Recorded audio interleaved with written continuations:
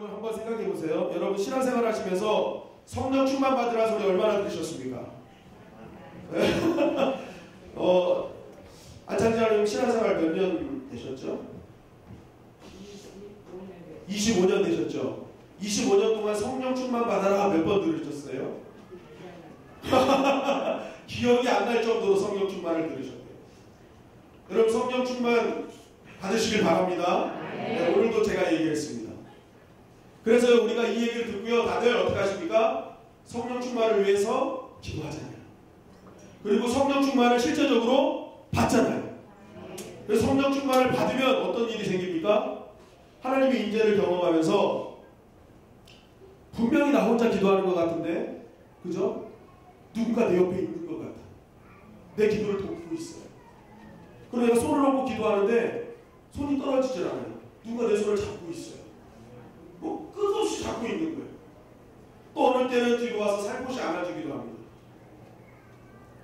근데 때로는 얼마 전에는 우리 권사님 한 분이 기도하는데 아들이 와가지고 손으로 누르고 가가지고 목사님이 온 줄 알았는데 아니었다고 이렇게 좀 힘든 과거의 간증을 고백을 하시긴 했는데, 여러분 기도할 때 장난하시면 안 돼요. 장난하시면 안 돼요. 어쨌든 우리가 이 성령 충만을 받으면 강한 어떤 임재를 느낍니다.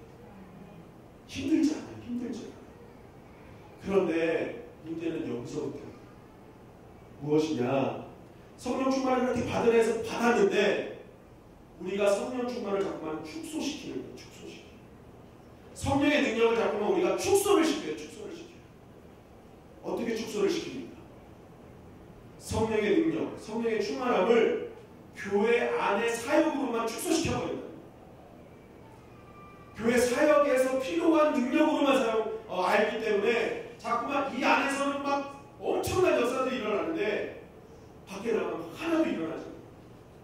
성령 충만의 역사를 자꾸만 우리가 축소시키기 때문에 그렇습니다. 여러분 성령 오늘 그 말씀에 보면 성령 충만을 다 받았잖아요. 다 받았습니다. 그런데 이 성령 충만을 받고 나서 이 모든 이런 어떤 말씀을 가만히 보면은요, 이 성령 충만의 역사는 교회에서 한정되는 능력이 아니었다는 거예요. 사도행전을 보면은요, 사도행전이 왜 쓰여졌는지 여러분 가만히 보세요. 사도행전이 어떤 일을 써놓은 겁니까? 어떤 일을 써놓은 거예요? 성경 많이 읽으셨잖아요. 우리는 막 사도들이 어떤 능력을 행했다, 막 여기에 좀 사도들의 초점을 맞출 때가 많은데 사실 그렇지 않습니다. 성령님의 역사를 적어놓은 책이에요. 성령님의 역사가 어떤 건지, 그 성령님이 임하시는 어떤 역사들이 세상 가운데 일어나는지 그거 적어놓은 책입니다. 그거 적어놓은 말씀이에요. 교회에 한정 짓지 않았단 말이에요. 그래서 사도행전을 성령행전이라고도 불러요. 성령행전. 성령의 역사들을 적어놓은 말씀입니다. 여러분 보세요. 성령을 받자마자 베드로는 그냥 뛰쳐나가 버립니다. 막 마가에 닫고 뛰쳐나가 버려요. 성령을 받으니까 교회와 세상을 연결시켜 버리잖아요. 교회로만 가는 게 아니에요. 세상도 뛰쳐나가 버렸어요. 거기서 막 하나님이 살아계심을 막 증거하기 시작했습니다. 그것뿐입니까? 교회 안에서도 막 역사 일어났죠. 성도끼리 막 서로의 물건을 통용하고 내 것이 네 것이 하면서 막 받기 싫은데도 막 가져가라고 그러고 막 난리가 난 거예요. 교회 안에. 그리고 또 무슨 일이 벌어집니까? 사도들을 뽑아요. 또 다른 제자들을 뽑아요. 선택과 결정을 해요. 성령은요, 선택과 결정에도 영향을 미치는 거예요. 성령 충만을 하니까 인생의 모든 선택과 결정을 성령께서 역사하시기 시작하는 거죠. 그것뿐입니까? 고넬료의 가정에 성령 충만하니까 가정 구원이 일어나죠. 브리스길라와 아굴라를 통해서 그 사업장을 통해 고린도 지역이 변화되는 역사가 일어나잖아요. 여러분 성령의 역사는요, 교회만 한정되는 것이 아닙니다. 내 개인적인 삶의 통전적인 모든 곳에서 일어나는 게 성령의 역사인 줄 믿습니다. 또 우리는 자꾸만 성령의 역사를 이 교회 안으로 축소시킨다는 거예요. 여러분 이 성령의 역사가 얼마나 강력한지 예수님이 뭐라고 하십니까? 마지막 이 땅에서 정말 유언과 같은 말씀 마지막 하나를 너희는 뭐 어떻게 하는 거예요? 성령을 기다려. 성령 충만 받아. 그래야만 어떻게 되는 거예요? 권능을 받고 증인이 될 것이다 말씀하시죠. 사도행전 1장 8절 한번 다 같이 읽어보겠습니다. 사도행전 1장 8절 다 같이 시작. 오직 성령이 너희에게 임하시면 너희가 권능을 받고 예루살렘과 온 유대와 사마리아와 땅 끝까지 이르러 내 증인이 되리라 하시니라. 네, 성령이 너희에게 임하면 너희가 뭘 받는다고요? 권능, 두나미스, 이 다이너마이트, 어떤 그런 다이나믹한 역사가 일어난다는 거예요. 근데 이 역사는요, 우리의 이성으로 생각할 수 없는 그런 신적인 능력을 말합니다. 두나미스. 그런데 이 권능이 임하니까 어떻게 해요? 예루살렘과 온 유대와 사마리아 땅 끝까지 우리의 삶의 모든 전역에서 놀라운 하나님의 역사를 이룰 수가 있는 거예요. 그러니까 모든 삶의 역사에 모든 것에 걸쳐서 역사가 일어나는 어떤 거예요? 정말 큰 능력이라는 거예요. 축소시킬 능력이 아니라는 거죠. 그러니까 예수님이 말씀하시는 거예요. 자, 너희들 이제 세상에 나가야 돼. 이제 내일 해야 되거든. 정말 치열하고 전투적인 그 삶의 현장에 나가야 되거든. 정말 미칠 것 같은 그 현장에 나가야 되거든. 그런데 그 현장에 나가서 너희가 살 수 있는 길은 단 하나밖에 없어. 성령의 능력을 받는 거야. 그 두나미스 받는 거야. 그래야 네가 어디를 가든지 증인의 삶을 살 수 있어 라고 말씀하고 있는 것입니다. 위로부터 능력 공급 받으면 너희 삶의 모든 선택과 결정, 개인적인 문제, 삶의 문제, 가정의 문제, 직장의 문제, 사업의 문제 다 하나님께서 만져주신다는 것이죠. 여러분 오늘 참 많이 날씨가 시원해졌습니다. 그죠? 그동안 더운데 너무너무 고생하셨습니다. 정말 고생했어요. 저는 특히 이 몸뚱이가 커가지고 더 정말 힘들었어요. 힘들었는데 이게 더우니까 자꾸 어딜 찾아요? 시원한 곳, 에어컨 있는데 찾잖아요. 시원한 곳 찾아들어요. 그래가지고 막 이번에 카페도 매상도 많이 올랐대요. 에어컨을 하도 잘 넣어가지고. 근데 이렇게 시원하게 찾는데 여러분 한번 생각해보세요. 이 더운 날 우리 사당동일 때가 정전이 딱 됐다고 생각해보세요. 우리가 사는 방배동일 때가 딱 정전이 됐다고 생각해보세요. 난리가 날 겁니다. 그죠? 막 뭐 구청, 뭐 시청 할 것 없이 막 투서 날리고 지금 장난하냐고 막 그래서 막 엄청 난리가 날 거예요. 여러분 에어컨뿐만이 아닙니다. 정전이 되면요 모든 게 올 수도비어요. 이제 우리 전기 안 쓰는 게 없어요. 밥솥부터 해서 다 전기를 씁니다. 전기로 다 공급받아야 돼요. 그거 없으면 아무리 100만원짜리 에어컨이 있어도 아무런 소용이 없어요. 공급받지 못하면 아무것도 안 되는 것이죠. 그럼 신앙도 마찬가지입니다. 성령의 권능이 우리 가운데 공급이 없으면요 우리도 올 수도 되는 거죠. 우리 가정이 올 수도 되는 거고요. 우리 교회가 올 수도 되는 거예요. 내 사명과 사역이 다 올 수도 돼요. 아무것도 할 수 없는 거예요. 여러분 오늘날 많은 교회에서 선교가 사라지고 있어요. 선교를 안 해요. 우리 교회는 진짜 감사한 교회인 줄 믿습니다. 선교가 사라지고 있고요. 교회가 해야 될 일을 하지 않습니다. 예배가 힘이 없어요. 하나님의 임재를 경험하지 못해요. 여러분 기도도요. 하루에 3번 기도한대요. 아침, 점심, 저녁 식기도. 그러니까 기도도 그냥 식기도 위주로 바뀌어가고 있다는 거예요. 식기도 위주로. 하나님의 사람들이 기도하지 않아요. 왜 그렇습니까? 내가 하나님의 그런 공급을 받지 못합니다. 내 안에 두나미스가 없으니까 고갈되니까 아무것도 할 수도 없는 것입니다. 그런데 이것을 마귀는 잘 알아요. 하나님의 그 역사, 하나님의 큰 능력 받지 못하면 다 스톱된다는 걸 알아요. 그러니까 자꾸만 교회 안에서 어떤 설교가 나갑니까? 윤리적인 설교, 도덕적인 설교, 이렇게 살아야 돼, 저렇게 살아야 돼, 성품 설교, 이런 설교만 하잖아요. 성령의 역사에 대해서 설교 안 하잖아요. 마귀가 유혹하는 거예요. 자꾸만 그런 것으로 유혹하는 거예요. 교회가 능력을 잃어버리게 만드는 것입니다.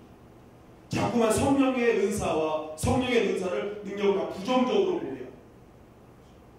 여러분 교회는 균형이 있어야 될 줄 믿습니다.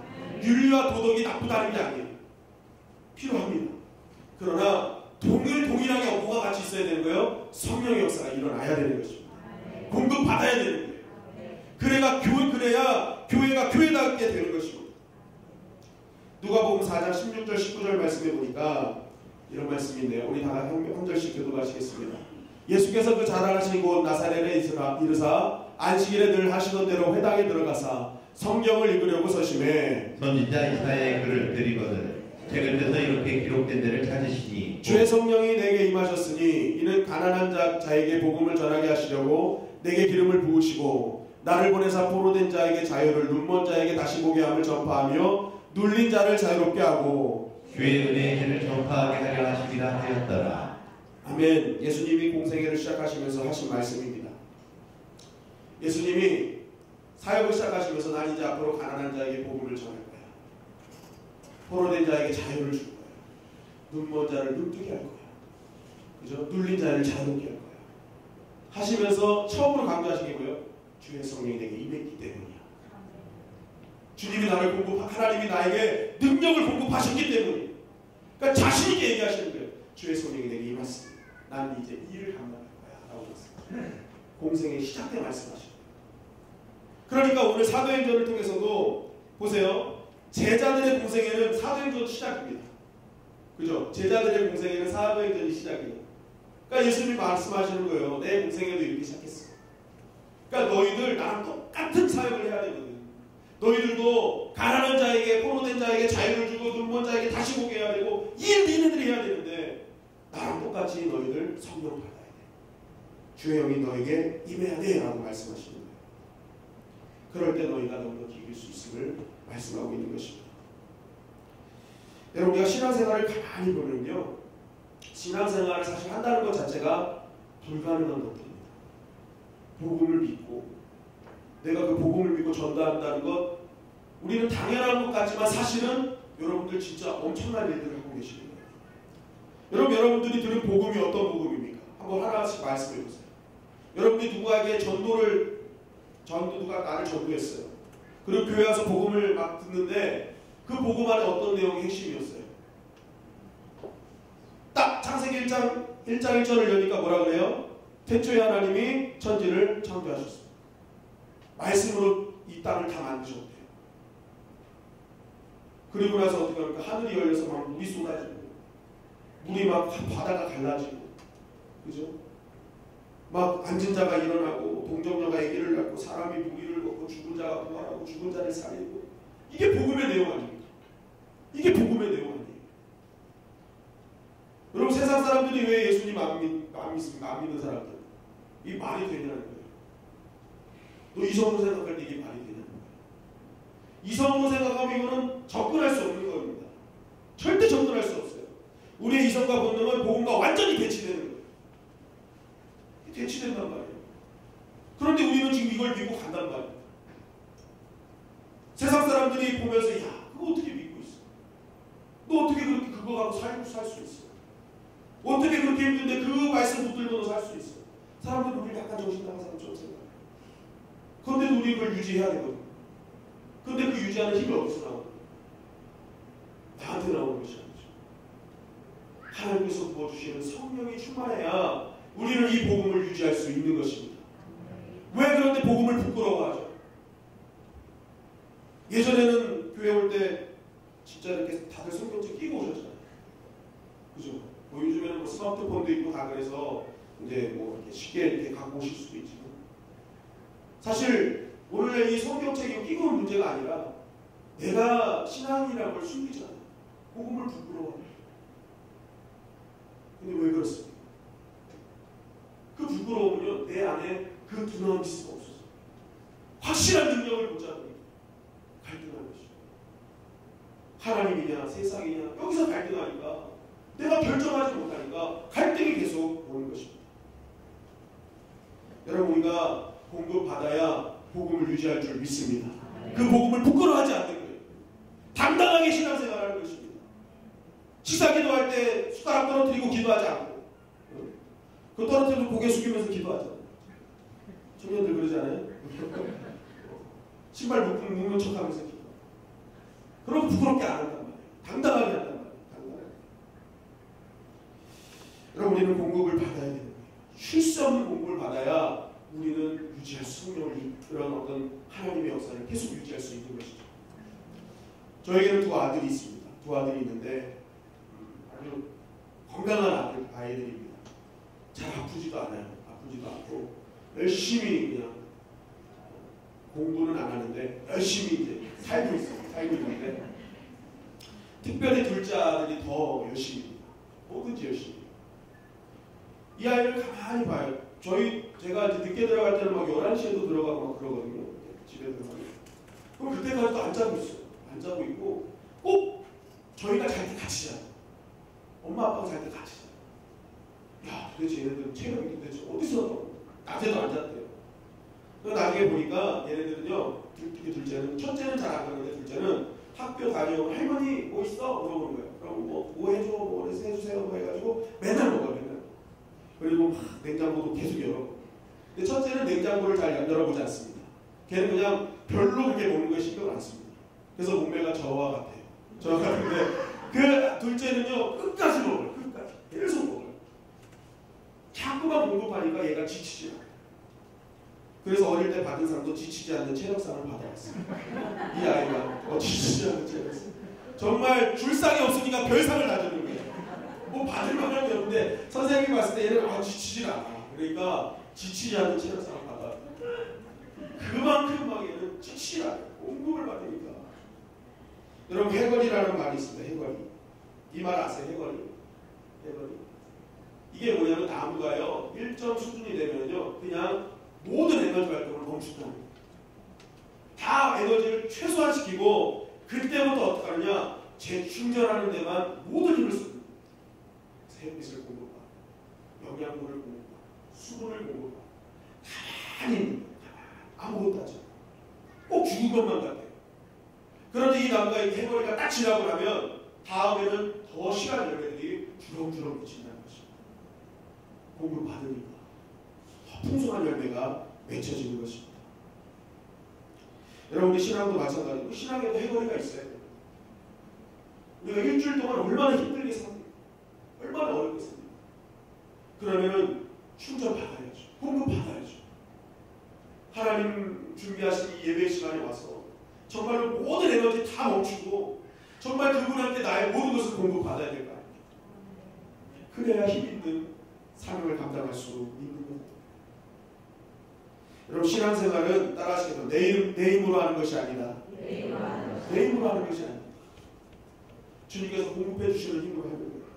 어떤 사람은 신념과 오기와 자존심으로 할 때도 있어요. 내가 그거 못하는 줄 알아? 내가 그거 할 수 있어? 신념, 자존심, 오기 갖고 할 때도 있어요. 할 수 있습니다. 그러나 얼마 못 갔어요. 하나님의 일이라는 것이 그렇습니다. 그래서 예수님은 우리에게 말씀하시는 거예요. 성령 충만을 받아라 말씀하시는 거예요. 여러분, 마귀는 계속 우리에게 얘기합니다. 오늘 이 시대에 너 가정을 지키는 거 어려울 거야. 너 자녀들 지키는 거 어려울 거야. 네가 속한 모든 것 지키는 거 어려울 거야. 그런데 주님은 말씀하시죠. 아니다! 다 지킬 수 있다 말씀하십니다. 어떻게 지킬 수 있다? 성령 충만을 받으라는 것입니다. 성령 충만을 받으라.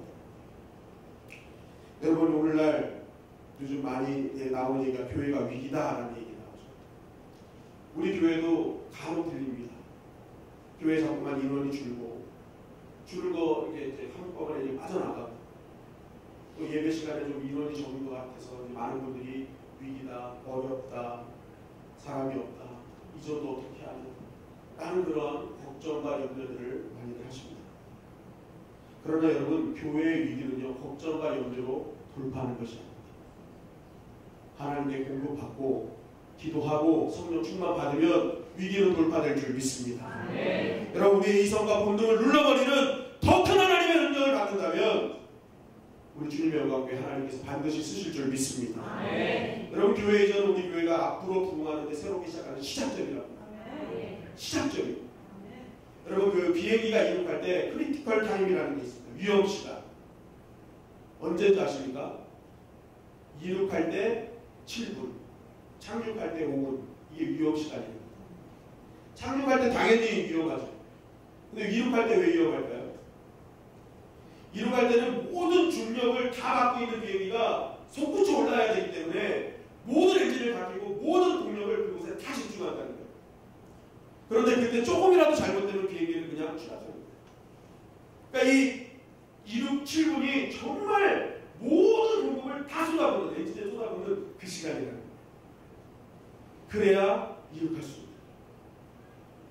여러분, 처음 시작할 때 큰 권능이 필요한 것입니다. 주님의 영광교회가 이제 새로운 시작점을 출발할 때 진짜 필요한 게 뭘까요? 진짜 필요한 게 뭘까요? 성령의 권능인 것입니다. 정말 하나님께 능력받는 성도들이 늘어날 때 주님의 영광교회는 하나님 앞에 귀하게 쓰임받는 역사가 일어나게 될 줄 믿습니다. 그렇다면 왜 성령 받아야, 권능 받아야 이러한 역사들이 일어난가? 따라하시겠습니다. 변화되기 때문이다. 변화되기 때문이다.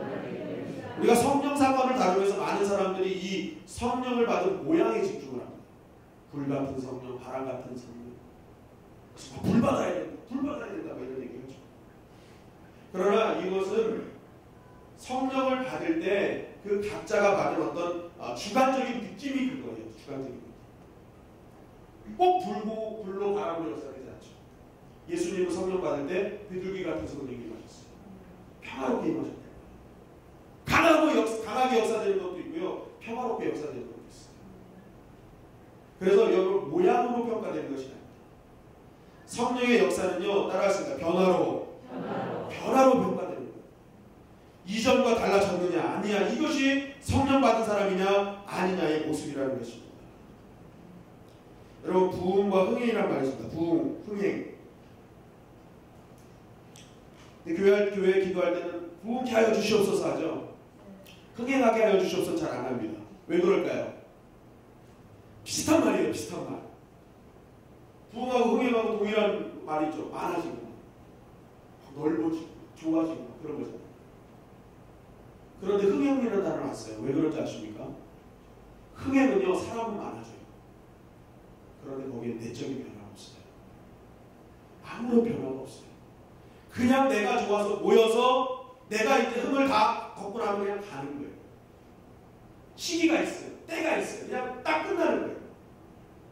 부흥은 그렇지 않죠. 부흥은 무엇입니까? 되살아나는 거죠. 죽었던 게 살아나버리는 거죠. 그러니까 막 변화되는 거예요. 내 안에서 십자가 중력 붙게 붙들겠다는 결단이 이루어지는 거예요. 그러니까 부흥에는 소수가 모여도 능력이 있는 것입니다. 하나님이 그곳에 역사하시는 것입니다. 십자가는 나의 꿈을 이루기 위한 도구로 사용되는 것이 아니라 그때부터 제자의 삶을 살기 위한 능력으로 사용되기 시작되는 것입니다. 내가 모든 것 내려놓고 그 길 가겠다는 변화가 있는데 그곳에 하나님의 역사가 있게 될 수밖에 없는 것입니다. 여러분 우리 교회는 지금 흥행하는 교회입니까? 부흥하는 교회입니까? 할렐루야! 우리는 부흥하는 교회일 줄 믿습니다. 부흥하는 교회가 돼야 돼요. 흥행하는 교회 되지 말자. 여러분 성령은요 어떤 사람에게는 불처럼 임할 수도 있고 바람처럼 임할 수도 있고 비둘기처럼 임할 수 있어요.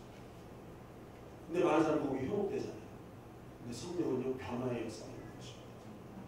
고린도서 12장 3절에 보면 우리 한번 다 같이 읽어볼까요? 고린도서 12장 3절 시작. 그러므로 내가 너희에게 알리노니 하나님의 영으로 말하는 자는 누구든지 예수를 저주할 자라 하지 아니하고 또 성령으로 아니하고는 누구든지 예수를 주시라 할 수 없느니라. 네.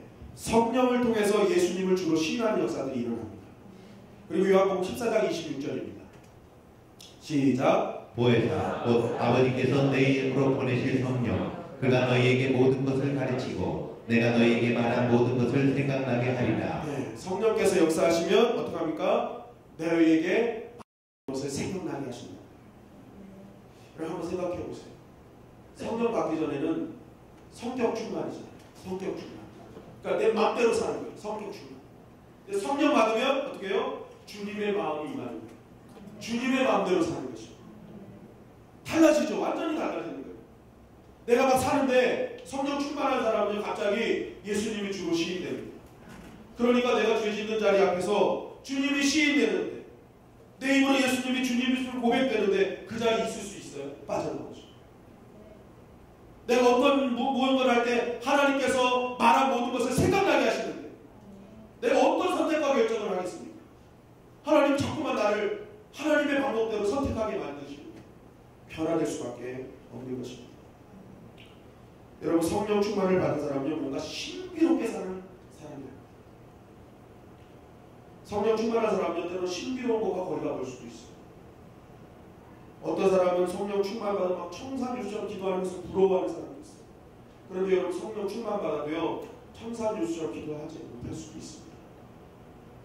어떤 사람은 막 방언이 많이 막 여러 개 방언하는 걸 부러워할 수 있어요. 주파춥스, 코카콜라, 아메리카노 막 하는 거 하면은 막 부러워가지고 막 이러는데요. 여러분 랄랄랄라만 해도요 하나님께서 역사하시는 줄 믿습니다. 여러분 방언 많이 하는 게요 또 성령 충만해진 것도 아니에요. 어떤 사람은요 기독교 단어도 몰라요. 그래서 세족식을 자꾸만 발 마사지라고 하는 분도 있어요. 발 마사지에서 은혜를 받았대요. 발 마사지. 이상한 곳이 된 거예요 교회가. 왜 마사지를 해주냐고. 근데 끝까지 발 마사지를 해. 세족식이에요. 발 마사지. 그럼 발 마사지 해도 괜찮아요. 여러분 그런 거 몰라도요 괜찮단 말이에요. 정말 중요한 건 무엇입니까? 내가 그런 거 몰라도요 내가 하나님 앞에 말씀 안에서 성령의 인도하심을 따라 매일매일의 변화된 역사가 있을 때 그 사람이 진짜 성령에 충만한 사람인 줄 믿습니다. 여러분 저는 실제적으로 예수님을 만난 건 고등학교 1학년 때였습니다. 예수님을 주님으로 영접했어요. 고1 때. 그런데 그 전에는요 제가 이게 이거 학생부 수련회 때 제가 간증을 한 건데요. 제가 그 전에는 교회를 다녔습니다. 그런데 그때 다닌 이유는요 예수님 만나기 전에는 누님들 때문이었어요. 그 중에 저 뒤에 있는 한 누님이 저의 그 누님 중에 한 분입니다. 누님 중에 한 분. 많은 누님 중에 한 분이었어요. 그래서 제가 그 주님을 만나지 않을 때 주제곡이요 누님 내가 여기 있어. 누님 내가 여기 있어. 그러다가 제가 고등학교 1학년 때 진짜 충격적인 곳에서 예수님을 딱 만났어요. 저는 교회에서 예수님 안 만났습니다. 제가 나중에 간증할 거리가 있을 때 한번 기회할 때 간증을 하겠지만 다들 교회에서 만나셨죠? 저는요 교회에서 안 만났습니다. 전 생각지도 못하는 곳에서 예수님을 만났는데 그게 예수님을 만났더니요 누구님 내가 여기 있어요. 주님 내가 여기 있어요. 바뀌더라고요. 내 주제곡이 바뀌는 거예요. 주님 내가 여기 있어요. 여러분 중요한 것은 무엇입니까? 성령이 함께 하시면요 변화되는 것에 있는 것입니다. 변화되는 것입니다. 여러분 교회에 때로는 누님 보고 와도 괜찮아요. 오빠 보고 와도 괜찮습니다. 더 중요한 건 무엇이죠? 그 누님이 주님으로 변화되느냐 있는 거예요. 내가 정말 그 주님을 정말 나의 구주로 고백하는 거예요. 여러분 성령 받으면요 가정이 안 바뀔래야 안 바뀔 수가 없어요. 왜 그렇습니까? 여러분 가정의 위기는 뭐 때문에 와요? 권태기 때문에 오잖아요. 늘 똑같은 사람. 그 똑같은 사람이 늘 똑같은 반응. 그죠? 뭐 좀 달라져야 되는데 달라지질 않아요. 항상 똑같은 어떤 일상들. 이것이 사실은 가정의 위기를 초래하는 가장 큰 요인 중에 하나죠. 그런데 여러분 성령은요 어떻게 되는 거예요? 변화시키잖아요. 매일매일 성령 받으면 매일매일 변화되는 거예요. 그럼요 내 남편이요 오늘 성령 받으면요 어떻게 되는 거예요? 매일매일 다른 매력을 갖고 있는 거예요. 매일매일 성령 받아보세요. 어제 많은 거 오늘의 많이 달라지죠. 그럼 그때부터 손주기 안 받아도 되죠. 손주기 안 받아도 돼요. 우리 여성 성도님도 마찬가지입니다. 매일매일 성령 받아보세요. 또 다른 매일매일의 매력으로 다가갈 수 있어요. 다른 반응으로 다가가지 않습니다. 새로운 변화의 역사가 계속 내 안에 있는데 어떻게 가정의 위기가 있을 수 있겠습니까? 그리고 가정의 위기는 사실은 성령 충만하지 않은 곳에서 오는 경우가 많이 있습니다. 내가 변화됨에 있어야 되는데 가정에서 변화되지 않는 나이고 있습니다. 매일매일의 똑같은 그 모습이 정체되어 있을 때 결국 위기가 옵니다. 어떤 목사님의 설교를 들었습니다. 설교를 준비하면서 많은 목사님들의 설교를 듣다가 어떤 목사님 설교를 듣는데 성령이 어느 정도 능력이 있느냐라는 대화를 듣는데 이게 실제로 있었던 일입니다.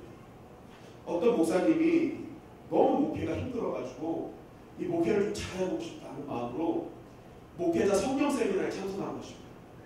목회자 성령 세미나에 참석했는데 그 세미나에 엄청 성령 사역으로 유명한 목사님이 두 분이 오셔가지고 막 강의를 하신 거예요. 그래서 이 목사님이 너무 은혜를 받아가지고 뭐 이렇게 좀 더 알고 싶은 욕심이 생긴 거예요. 그런데 이제 그 강사 목사님 둘이 식사를 하고 저 앞으로 지나가더라는 거죠. 그래가지고 이 목사님이 슬금 뒤따라가가지고 이 목사님들은 도대체 어떤 이야기를 할까? 강의 아닐 때는 평상시에 어떤 얘기를 할까 궁금해가지고 슬금 뒤로 돌아서 엿들었다는 거예요. 가만히 엿들었다는 거예요. 그런데 이 목사님 두 분이서 얘기를 하는데 이런 얘기를 하시더라고요. 한 분이